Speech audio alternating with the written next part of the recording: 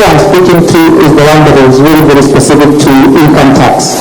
So the proposal we are reading to is a proposal that makes reference to introduction of withholding tax at the rate of 5% when you are paying a non-resident and the rate of 3% when you are paying a resident person for supply of goods. And I can make comments on that. I think we have when it comes to withholding tax, my colleague will give Institute's view on the part of the withholding tax. So the one that is under prize number 5, the one that I'm speaking to, the one that is specific to paying the income. What the provision is seeking to do is to, if you supply a public entity today, and you are 2 years after, the law is seeking to allow you to declare that income the 2 years after. That's the period when you actually pay. What is happening today, the government did, irrespective of when you be paid, when you are paid 5 years from now, or you are paid 3 years from now, or 10 years from now, you will be required to account for that fee for times today. That's all. Basically, say, the two proposals to amend the income concept are introducing a new section 14 that will allow payment received by a person. So it says, any payment received from a person from a public entity shall attract 3% to 6,800 percentage. Now, it is finally, assuming that you 100,000 and you are expected to be paid 20,000. Now, when you pay that amount, how will you treat it finally? This is written in the bill. Will it be advance tax? Will you be allowed to the tax finally what you're supposed to pay? You have a question? Yes. I'm repeating tax section, the 3% for resident person is expected to be an advance tax. That is the part of the year when you are doing your return, you are expected to take a deduction of that particular advance tax. We could check the institute whether the wording is actually very well done in terms of ensuring that that is possible, but that is the expectation. So, yeah, but this was a challenge, and maybe something we have to technical thing we have to think, because if then it would have this year, okay, but recognized as income for that person next year, then we need to think through the accounting for that difference. It's easy when it's a small contract, but think about someone who does a supply of goods worth $1 billion shillings. So 3% of that is 300 million shillings, which will appear on their taxes for that year as being the advance tax, but we tell you to recognize that income when it is paid, which could be the following year. And also, remember the proposal we passed in the last Finance Act that makes the tax paid in advance. For example, here, because then that person could easily be deemed to have overpaid their taxes for that year, and then they are allowed to deduct that tax overpayment of tax again in 3 or 5 years. So I think you have to think around how that difference in the number of years will be accounted for. Maybe one final thing in that what are your thoughts if you think about the public entities only? What about the private sector? If you are talking public entities, and then we have a major transaction happening in private, we should treat private and public entities same in terms of tax. Try to quickly respond to that, but we'll try not to interrupt you again because it's a very long presentation. But maybe one of the vice chair, even without this fact responding, the question is, if you have private entities withholding this tax, then they fold up and then they say they use the money, then I think that's going to lead to even more losses, if it is public. Governments are going concerned, is always better. But public, private, it's a different story altogether. Please respond up quickly and then we go back to the presentation. Yes, thank you very much. And I agree with you that we definitely need to look at this provision because the withholding tax is here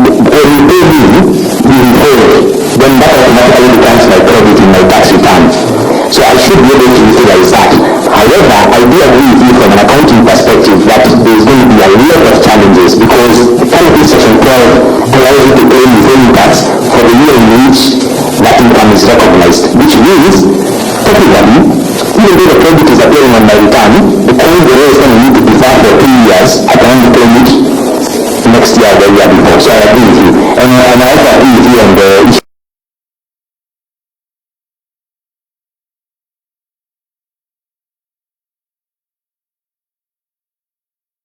Government identify these suppliers who are not in the tax net. Thank you. Thank you. I can proceed. Thank you very much. So the next proposal here, and thanks for that. So it's our proposal number 3. It's on clause number 6. What clause number 6 of the bill seeks to do is to provide an exemption for amounts paid or granted to public officers to reimburse an expenditure of taxes of payment what is referred to as the official duties, notwithstanding the ownership or control of the assets purchased. So, and I think we should underline the words notwithstanding the ownership or control of the assets purchased. So actually, I think that, as I mentioned earlier, this proposal was there in the finance bill of 2023 in the same exact wording. We did submit on it. May lead to serious tax leakage if it is adopted the way it is. And again, to what the Vice Chair has alluded to in terms of giving preferential treatment maybe to the public officers. In the unlikely event that this proposal is actually then retained, it would be good to open it up to all the employees, including the private sector. But our preference as the institute is that the proposal is actually deleted in totality. Just negotiate with your employer not to pay you and allow you to buy a very nice car and then because you deserve it for the year. You see? So the same reasons why it was deleted last year, we believe that maybe this year it will also be deleted. It's not a good way from where the institute. The next issue, Chair, is on clause number 8, which is basically seeking to overhaul what we call the digital service tax or the digital service tax and replace it with what we are calling significant economic presence tax. This is a welcome move, I would must say, because it's actually trying to align Kenya with what is happening globally. We have had the discussions on Pillar 1 and Pillar 2. However, when we look at the proposal very, very critically, the characteristics or the attributes of this tax have actually not changed. There are only two things that have actually changed because on this particular bill. Number one is the formula, and in which you are levying at the tax. And actually, that formula is also impacting on the effective tax rate because you will notice that the effective tax rate now under significant economic presence tax is actually 6% compared to the 1.5% that we currently have under the bill. And of course, number two thing that has changed is the name from the main digital service tax to significant economic presence tax. So the quest there is to see if we can achieve the objective that has been achieved by the rest of the countries. Number one, by probably reducing the rate a bit because it is we almost quadruple the rate of digital service tax and giving us a different name. So the proposal is to review the deemed taxable profit from 20% to 5%, and we believe that when we get 5%, the effective tax rate will be 1.5%.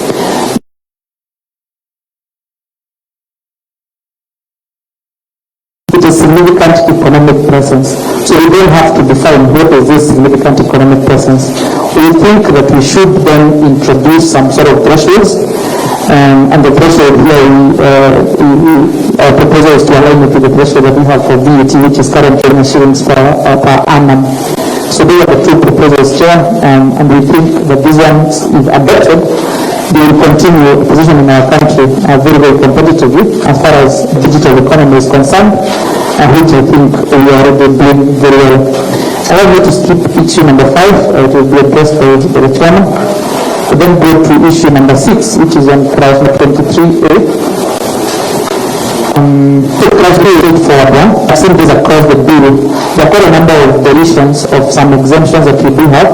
So the finance bill proposes to remove the tax exemption of income, other than income from investments of amateur sporting associations.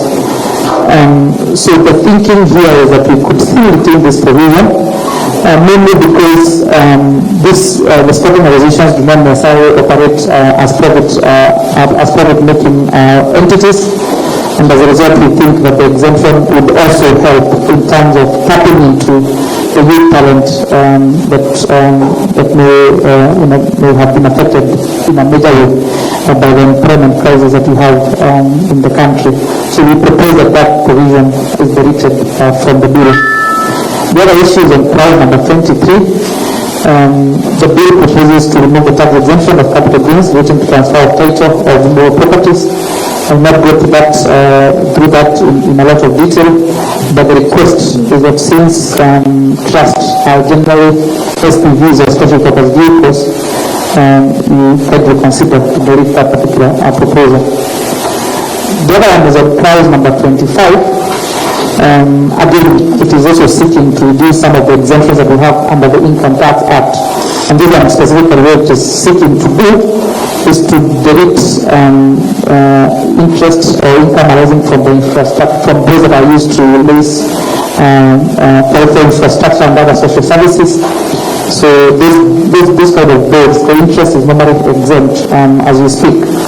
But the bill is seeking to remove that particular exemption, and over and above that, introduce a withholding tax on the interest that is paid in relation to this particular bill at the rate of 5% for resident persons and the rate of 5% for non-resident persons. The issue supports the government in terms of expanding the tax net, but we think that this proposal could be reviewed in two ways. Number one, for the 5% that is being introduced on this particular category of income, we categorize that particular 5% as withholding tax that is final.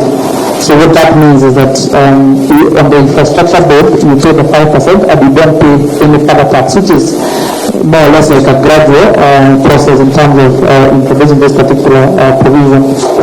And also, the 15% could be changed for non-residents, but we think that if the 5% is treated as final, it will then encourage quite a number of investors. It will also help the government in terms of getting funds for this particular category of bonds. I'll allow my colleague James Kimani to take us through number 9 to number 12. Thank you. Yes, moving next. The next amendment here is section 25B1. And on this one, Chair, the bill proposes to actually repeal the preferential income tax rate of 15% for companies that construct 100 residential units. And Chair, the challenge we have with this is that a number of investors have already put in their money for construction of these houses, and the understanding that the tax that they have to pay is 15%. And therefore, repealing this particular preferential tax rate then create a problem. And therefore, Chair, we propose that we put a procedure that the 15% will continue to apply so long as the construction company had received the applicable licenses from the county government before the commencement of this provision. The purpose of this is really to ensure that we have that certainty in taxation, especially for the investors. The next proposal, Chair, is on clause 25B 3C. And on this proposal, Chair, the bill proposes to actually delete the threshold of 24,000 for the withholding tax relating to professional services and management and training. When we look at it, Chair, the threshold of 24,000 really prevents the low income earners, because if we even withhold on only all the services and all the innovations that are issued in reference to professional and management services, then actually these low-income earners will be in perpetual refund position. And obviously it creates a lot of administrative burden given what has happened in the last, say, 2 years in terms of the taxes, the administration of these taxes, and how the companies then have to comply with this. So our proposal, Chair, is to delete this particular proposal in the bill so that all the invoices and the services that are provided in terms of professional services, management and training that are below 24,000 then are not subjected to the loading tax.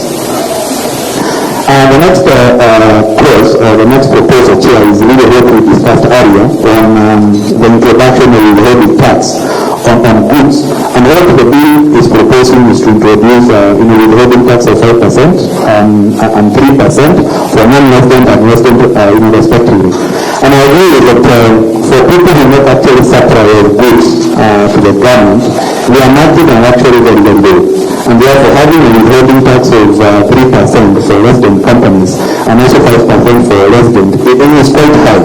And therefore, as an institute, we want to propose that we reduce this from 3% to 1% and from 5% to 3%. We will ensure that those people are not affected from a cash flow perspective and can be able to operate their business with a lot of ease. Our last proposal from an income tax perspective is the withholding tax of proposal that have been introduced at a rate of 20% for non-resident people who are actually trading in the marketplace. And that essentially means that people who are making sales of goods, sales of services through the digital marketplace, now the owners of this digital marketplace will therefore withhold tax at 24%. And I agree that this rate is extremely high, Chair, and obviously will make our products become very, very, very, competitive. And for us to be able to achieve the balance between the revenue collection and also ensuring that we are able to support the businesses, we propose to reduce that rate from 20% to 10%.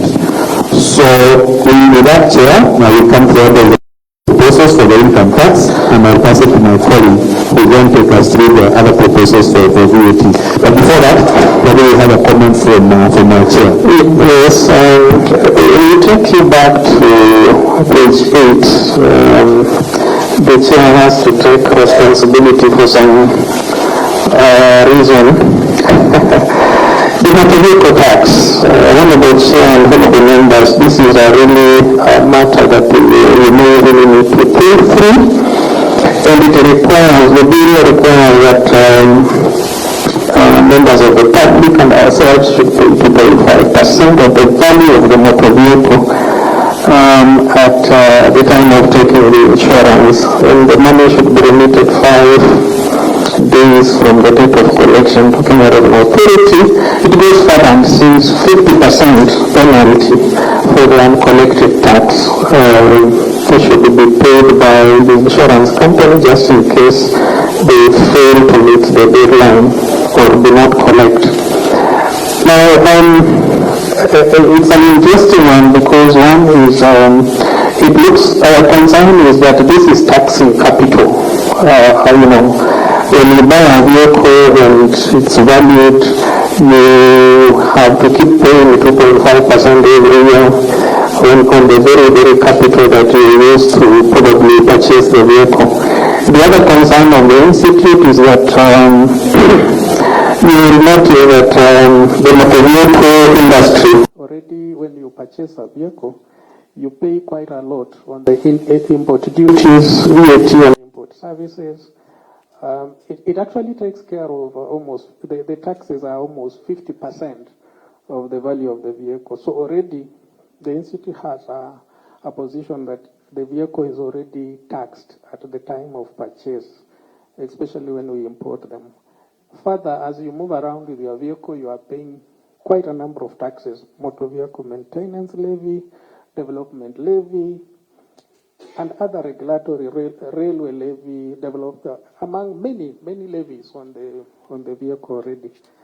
It is likely also to impact on the insurance penetration because you will notice that in the country insurance is not really taken up so well. So by doing this, it means that you are saying if the insurance premium is 4% of the value of the vehicle, then you are moving it to almost 7%. It implies that then payment of this insurance would be, uptake of insurance would be an issue. But remember also, of course, the law of insurance requires that you pay premiums in advance. But from the Kenyan perspective, the insurance companies are even allowing people, because of the hard economic times, to pay insurance in installments. So how do we handle that? The question also arises when motor vehicles which are public, in the public service vehicles, automatically they will transfer this to Bananchi because the cost of paying this tax at the time of taking insurance will simply be transferred. Further, this tax is a little bit and more so discriminatory because when you say the cap is 5,000 to 100,000, that means a vehicle from 1 shilling to 4 million shillings. What is a vehicle that is just an example of 10 million? It means then that person will be paying 0.01% of the value. This kind of tax really hits the middle class who have vehicles ranging between 1 shilling to 4 million. It really hits them. And they are the same people. Only cars between? You should tell us where the both cars at 1 shilling. There are those that are packed and the chicken is elite. So the discrimination bit is that we should be able to allow it, put a percentage and open it up for everybody to pay. Commercial vehicles already pay advance tax on what they do. So our question is, how do we even treat these ones? Are you looking at personal vehicles only, exempting other vehicles because already they are in the tax-paying net? Given that these commercial vehicles are also used to generate revenue for the industry or company or corporate, the same revenue, the corporate tax arises on it, and many others. The penalty of 50% is really, really high for the insurance industry, and it just scares off businesses in this area. If you must, and we ask if you must raise money on this area, reduce the amount at least to 0.05% for a start, and not 2.5%. Remove the discrimination clause. Let's negotiate this one. And the Institute proposes that if you must raise the money in this particular area, why can't you just increase the VAT rate? Currently the VAT is 16%. We have Tanzania 18%, Uganda 18%, Burundi and even Rwanda is 18%, we are at 16%. How much money does the government intend to raise on this particular one? Which we could say, move the VAT rate to 17%, get the money, leave the vehicles. Thank you. I want to go to the VAT, and that I'll give it to CPR Robert Minor to start us. Okay, thank you very much. I'll take you through the proposals that ISPAC has come up with from a VAT perspective. The first one is there's a proposed amendment to the effect that there's a definition of the time of supply for exported goods. And the bill proposes that this will be deemed to have taken place when the person is in possession of the requisite export documents.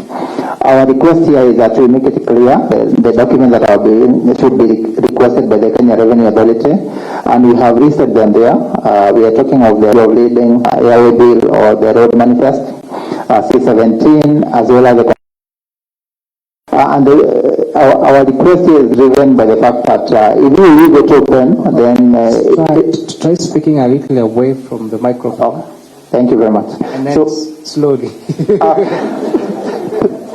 Okay, thank you. Sawa, thank you. So our request here is driven by the fact that if you leave this provision as proposed, then you leave it open to anyone sitting at the Revenue Authority asking any manner of documents for you to justify that you have exported your goods. So by making it clear that these are the three documents that you are required to have when you have exported, then it will reduce possibilities of disputes when you have exported. So it's more of clarifying that provision. Then the other proposal is that the bill proposes to repeal two provisions in the VAT Act. And currently these provide for an avenue of someone who has paid VAT in form of withholding VAT, and this is in excess. So these provisions allow them to offset against other taxes, whether that's VAT or income tax. And now the bill proposes a repeal of this. Now, what this means is that someone who is largely dealing with goods where they have very minimal output VAT, and you could have a case where someone is largely dealing with exported supplies, and only a small proportion of their supplies is taxable. So when this VAT is withheld by the other party, then they will have a credit sitting in their books and in their VAT returns, but they will not have an avenue of claiming a refund from the Revenue Authority or setting the same against other taxes, which is obviously, this was actually one of the reasons why this provision was introduced, to take care of those people who are not able to utilize VAT withheld at source. So our request is here is that these provisions are retained to ensure that these persons are able to either seek a refund from the Revenue Authority or offset the same against other taxes that are due and payable by them. It's more of ensuring that we do not again increase the burden that they'll be facing in terms of money being stuck in carrying. Then the other proposal is the bill proposes to repeal an exemption that is currently being provided for those persons who construct tourism facilities, recreational parks, convention and conference facilities.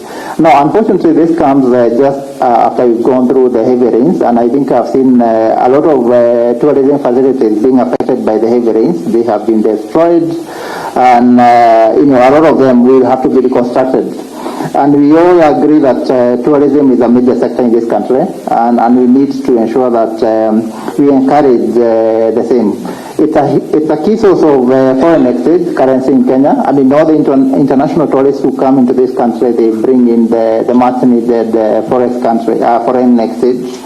And in addition to that, we have been on a drive to promote domestic tourism in this country.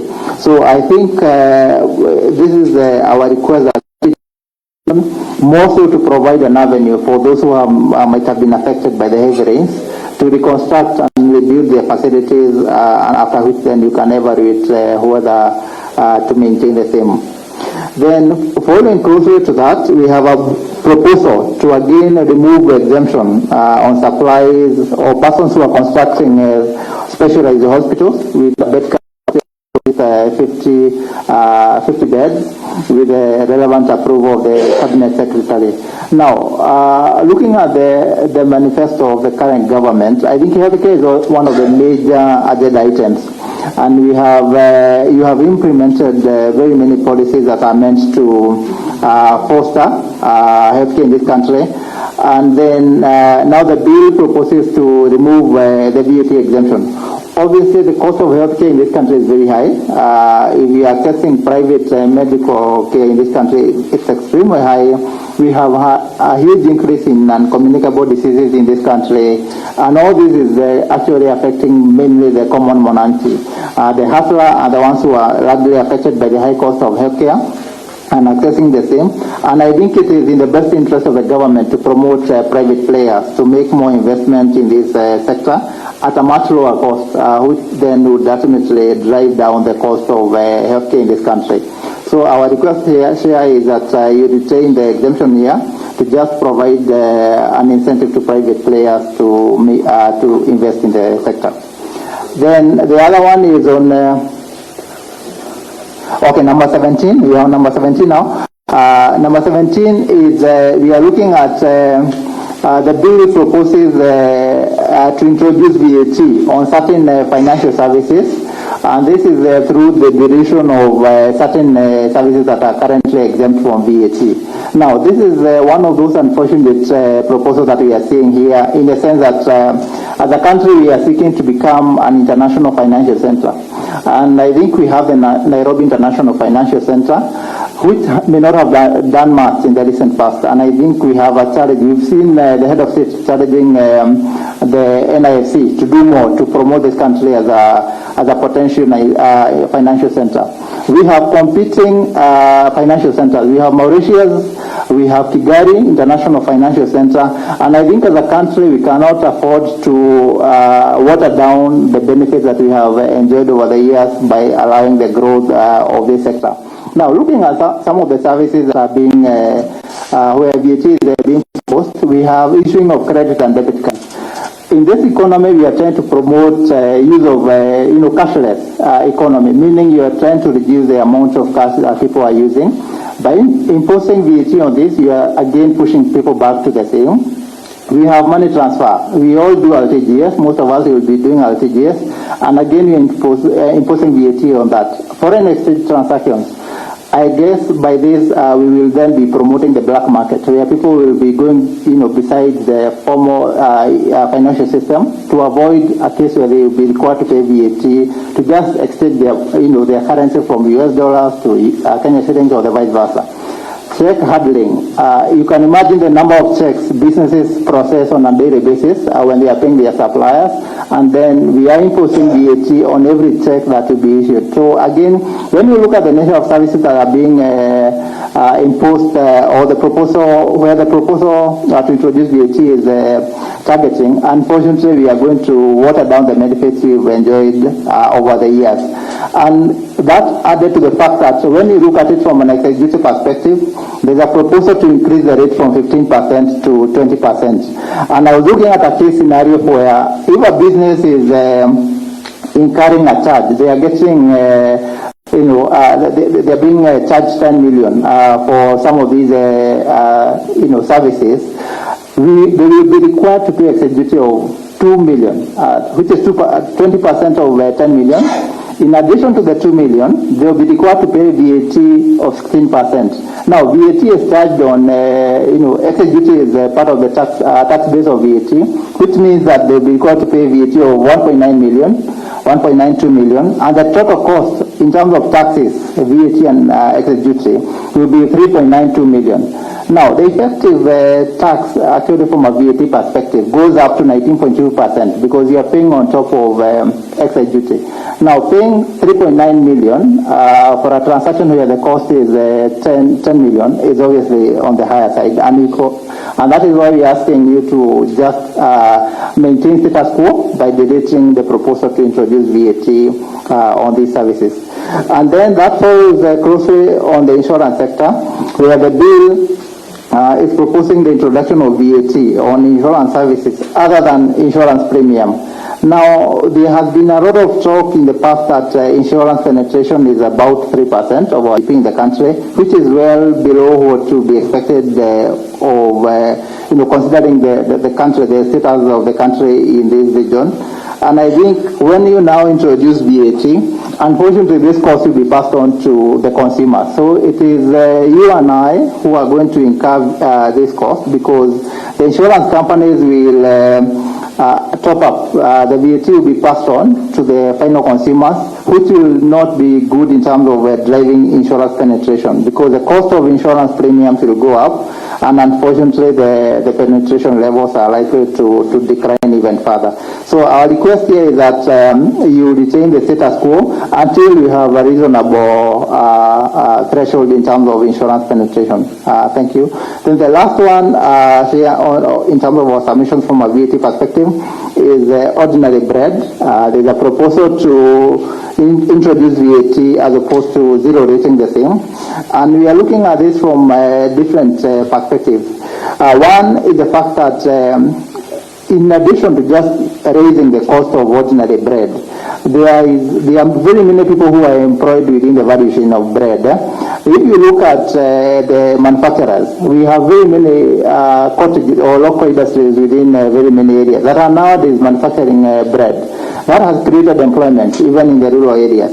We have suppliers, we have distributors, and very many other people who have gotten employed because of this common commodity within the country. So looking at the overall cost to the economy, including the raw materials that are being supplied by farmers, then we are asking you to just do away with this and change status quo, because the cost of this will actually hit the common Mwananchi, who is the hustler. It will be higher to them because they spend a lot of money on food compared to the middle class and the people who are the upper class. Thank you. Thank you, Samit Shia. Thank you. Thank you, CPA Robert. On excise duty, Chair of the committee, CPA Christine Kahema will take us through. Thank you, Chair. From an excise tax perspective, I think the first proposal to delete a very critical aspect of the excise duty is one that we would like to submit on. So what the bill does is delete the provision that allows excise tax manufacturers to claim a credit of the excise tax that is paid on raw materials. I think this proposal will really impact on businesses, because what this means that a manufacturer who manufactures excisable goods is not able to get a credit of the excise tax. So what they will have to do is pass that cost as part of cost of goods sold. It will have an impact on the on COGS, and it will drive the price, therefore resulting to an increase in inflation. It is it is a principle of tax, even as enumerated under the OECD, that for consumption taxes, the input-output mechanism should operate. You will also look at it from a national tax policy perspective, and the MTRS, when you look at the policy guidelines for excise tax, it had actually stated that taxpayers would be in a position to claim a credit on the raw materials that they have used, which are excisable, in the manufacture of excisable final product. This is an area we have submitted before, and the purpose of our submission was to extend the claiming to also be extended to packaging materials. So even as we are seeking for the retention of the section, we are asking that the claiming be extended to packaging material, because those packaging materials, so I'll give an example, plastics are subject to excise tax, glass is subject to excise tax, cartons are subject to excise tax, which are critical components in a finished excisable good product. We are saying that the credit be extended both to raw materials and also to packaging materials. Secondly, and very closely to that, this was one that was not in the finance bill, but we think it's a critical one on the same issue about glass bottles. As you are aware, the Business Laws Amendment Act in 2020 introduced excise tax of 25% on imported glass. This was increased again to 35%. And what happened because of the Kio case, when the manufacturer of glass in Tanzania raised an issue because of making his glass more expensive, EAC countries were exempted from the excise tax on imported glass. What we are requesting is that proviso be extended to glass imported as well from COMESA, because at the moment we are contravening the COMESA protocol. Kenya is a member of both COMESA and EAC. We noted that the bill has really tried to exclude the excisable goods from COMESA, from EAC region. We are requesting that is extended to COMESA region as well. So that speaks to number 2021. Number 22 is respect to introduction of excise tax on local plastics. Maybe just to provide context, when excise tax was introduced on plastics, that is imported plastics, the reasons that we received was that we want to be in a position to really develop our local plastic manufacturers. Now, the excise tax has been extended to them as well. This will have an impact on the local manufacturers of plastic, because by imposing excise duty on locally produced practice, we will increase the cost of production and thus increase the cost of goods that require use of plastic packaging. We understand that quite a number of our goods require plastic packaging, and on that basis, if we increase if we impose excise tax, and I want to tie this to another comment that I will be making with respect to eco-levy. The interesting bit with plastic is that we're introducing excise tax and we are actually also introducing eco-levy on it. And I'll give an example with this Keringet bottle. The eco-levy on the plastic resin is actually at 150 shillings per kg. There is also excise tax on the plastic itself. There is excise tax on the water inside this bottle. Will make this product extremely unaffordable. Interestingly to note is that the eco-levy on this plastic container is actually much more than the plastic container itself. So those are some of the concerns that we are having with the imposition of the different coupled taxes across the same product. Okay? Come up again on the eco-levy is more than the price of the plastic itself? Yes. So maybe just to provide context, the resin that is used to make this plastic container, yes, the resin, is attracting eco-levy at 150 shillings per kg. Okay. So that resin, that 150 is actually more than the cost that will be used to manufacture that plastic itself. So that's something that really needs to be thought through. And over and above that, this plastic container is being subjected to excise tax. It is locally manufactured as well. What do you think would be maybe a reasonable then eco-levy of that reason? Can I please comment on that, because we have put in some recommendations on that when we are discussing eco-levy. Thank you. Okay. The next one is on excise tax on vegetable oils. Maybe just to provide context, Chair, we are trying to live a healthy nation, and this is something that you have also mentioned. And we were a bit surprised to see the introduction of excise tax on vegetable oils, because we are making these vegetable oils extremely expensive. And what we are asking is that the 25% excise tax on vegetable oils be removed. Okay? Sorry, there's one that I missed. Apologies for that. Yes, 23. So 23 was in the introduction of payment of excise tax within 24 hours. And this I know I have submitted on previously, because 24 hours really strained businesses' cash flows. Because for excise tax, it is payable as soon as goods leave the factory. So when the goods are leaving the factory, sorry? Okay, when goods are leaving the factory, they haven't been paid for. So what happened is that 24 hours was introduced last year. We are grateful that we've been given 5 days, but Chair, we are requesting if we can go back to the old regime of 20th of the subsequent month. Maybe to explain why. This is because you may get 5 days for the first initial dispatch of the goods. But the fourth day, the ones that will be leaving the second day, the fifth day will only be available in the first instance, because you're channeling the stock every other day. So 5 days can actually be every other day, because goods are leaving every other day. Today's first day is another's 5 days. So we are requesting, for cash flow purposes and to enable and reduce the cost of compliance for these businesses, we are requesting that be reconsidered.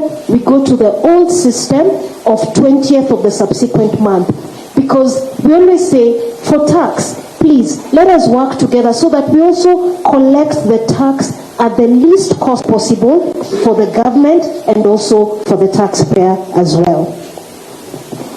Clause number 25.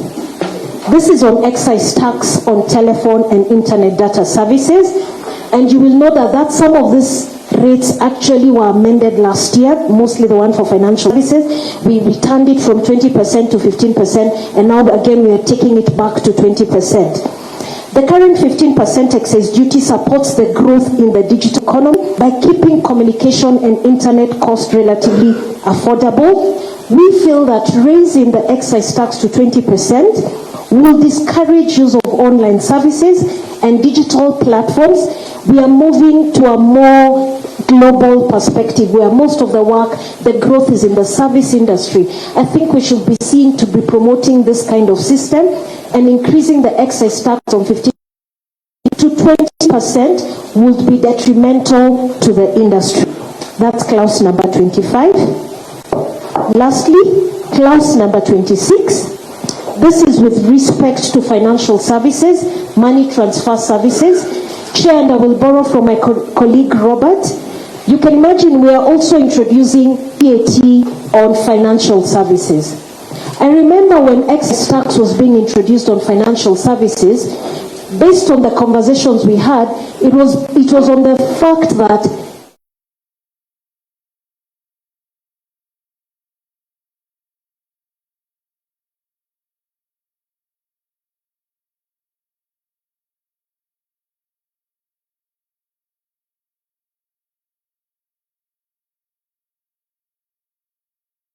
is an aspect of revenue collection, but negative externalities are the critical aspect of excise duty. Financial services in all senses do not have any negative externalities. Yeah? And on that basis, an increase to 20% will really be punitive. If it's for a revenue purpose collection, let us maintain it at 15%. Let us not increase it to 20%. Those are our submissions on excise duty. Thank you. Now we give it to our senior FCPA Kwaka to take us through Miscellaneous Fees and Levies Act. Chair, just let me finish on the eco-levy, and then he can take it up from there. So on the eco-levy, Chair, we note that the bill introduces eco-levy. The goods have been provided for under the Act, under the bill, and the rates are provided therein as well. And our proposal with respect to this is a deletion of eco-levy at this point in time, for the following reasons. That the eco-levy as currently proposed, it poses a significant threat in several sectors